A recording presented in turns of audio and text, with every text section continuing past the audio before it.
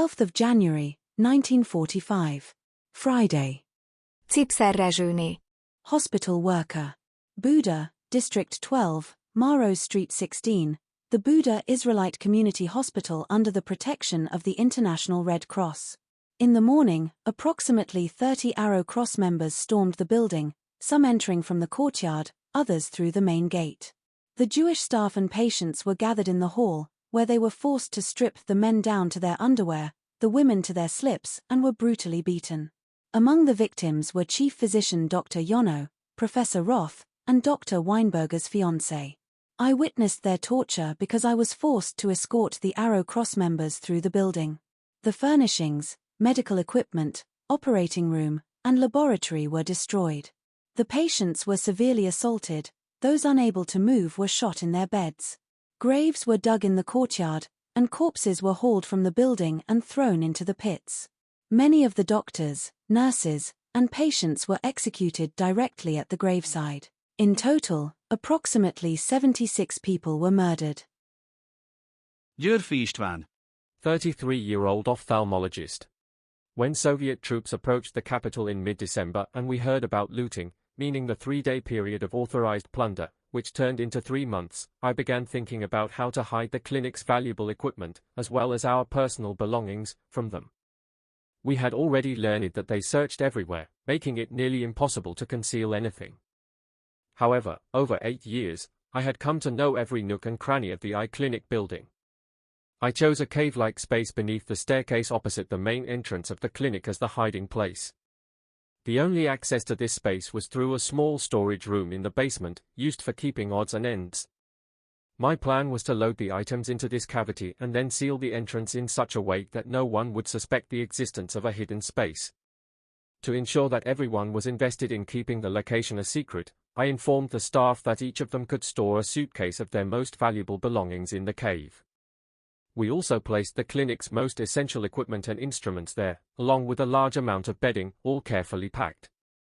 The operation was a resounding success. Although Soviet soldiers occupied the building for 4 weeks and searched every corner, even using mine detectors, they failed to discover the hiding place.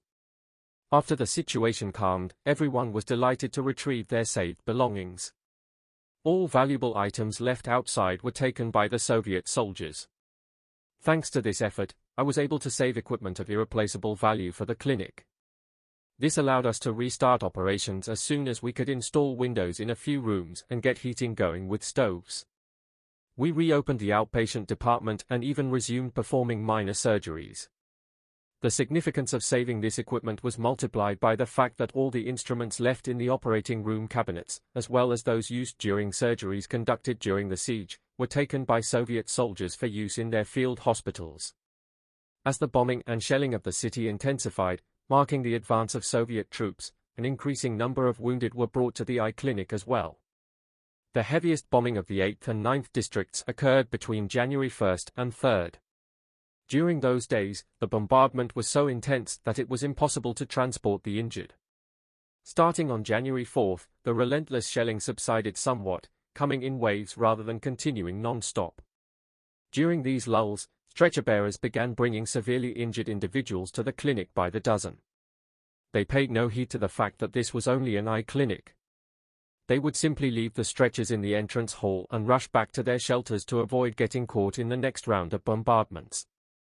At first, we tried to provide some form of bandaging for the wounded, but we quickly ran out of supplies. Many of the injured were so gravely wounded that we couldn't even undress them, some were being held together only by their clothing. We began placing them in the inner part of the basement, which was secured by air raid doors and slightly less freezing than other parts of the building. During one lull in the shelling, I ran over to the surgical ward to ask if they could take some of the wounded. They said it was impossible. They already had about 500 patients on stretchers, lying in corridors without windows, and with no functioning operating rooms. They couldn't do anything more for them either. As the front drew closer to the clinic, more and more wounded were brought in. No matter how densely we arranged the stretchers, they soon spilled out from the air raid protected area of the basement to other parts of the building, including the current Porter's Lodge area. At that time, the number of patients fluctuated between 120 and 150. Miksa fenyő. 66-year-old writer, lawyer. Haransky Street 11. Written by the light of a kerosene lamp, dim to avoid detection. Electricity has ceased entirely. The front line is drawing ever closer to our home. Civilians can no longer cross the Grand Boulevard.